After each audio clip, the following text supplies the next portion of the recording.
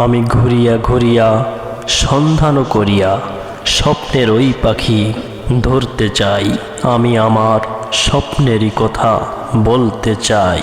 আমি আমার অন্তরের কথা বলতে চাই। ওরা বলে ওই গাড়িতে করে আমাদের জন্য খাদ্য নিয়ে যাওয়া হচ্ছে, আমাদের জন্য খাদ্য আর পানীয়। কিন্তু আমরা জানি ওই গাড়িতে কোনো খাদ্য ছিল না, কোনো পানীয় ছিল না। ৩০০টি লাশ, ঠান্ডা হিম, যাদেরকে গুম করে ফেলা হবে। আমরা বলতে চেয়েছিলাম আমরা জানি ৩০০টি লাশের প্রত্যেককে আমরা চিনি। আর আমাদের দিকে এগিয়ে আসে কালো নল এবং উদ্যত বেয়নেট। ওরা বলে খামোশ। আকাশে শান্তি, বাতাসে শান্তি, শান্তি। বিশৃঙ্খলা সৃষ্টিকারীদের ধরিয়ে দিন। আমাকে চুপ করতে হয়, আমাকে চুপ করিয়ে দেওয়া হয়। তবু বন্ধুগণ, আমি আমার স্বপ্নের কথা বলতে চাই, আমি আমার অন্তরের কথা বলতে চাই।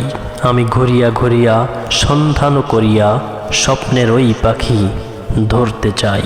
আমি আমার স্বপ্নের কথা বলতে চাই, আমি আমার অন্তরের কথা বলতে চাই। আর তখন এক ঝাঁক পাখি উড়ে যায়।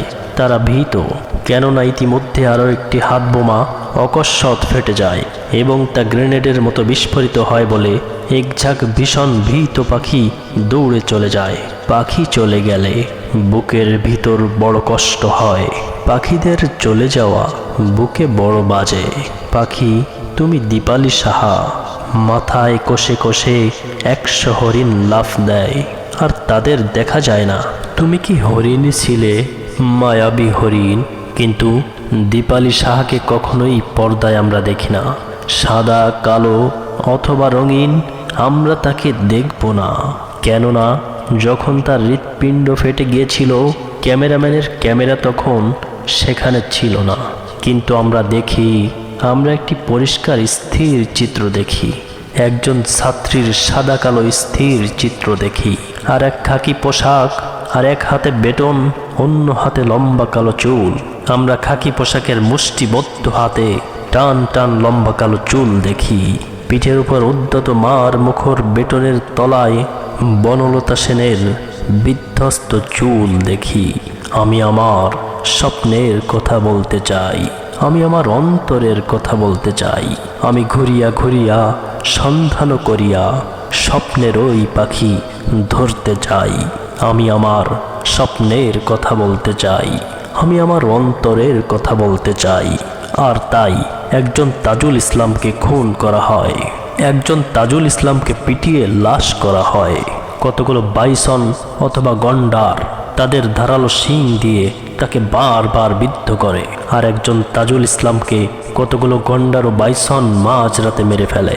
একজন কমিউনিস্টের রক্তে আদমজি ভেসে গেল। একজন সত্যিকার মানুষ মাঝরাতে বাড়ি ফিরল না। মাটি ভিজে যায় রক্তে। বাংলাদেশে অন্ধকার নেমে আসে, আর সেই অন্ধকারের ভেতর কতগুলো গন্ডার আর কতগুলো পাইসন তাদের হিংস্র তীক্ষ্ণ ধারালো শিং নিয়ে তীব্রভাবে ছুটে আসে। আমি ঘুরিয়া ঘুরিয়া সন্ধান করিয়া স্বপ্নের ওই পাখি ধরতে চাই। আমি আমার স্বপ্নের কথা বলতে চাই, আমি আমার অন্তরের কথা বলতে চাই। আর আমাদের দিকে এগিয়ে আসে কালো নল এবং উদ্যত বেয়নেট। ওরা বলে খামোশ। আকাশে শান্তি, বাতাসে শান্তি, শান্তি, শান্তি।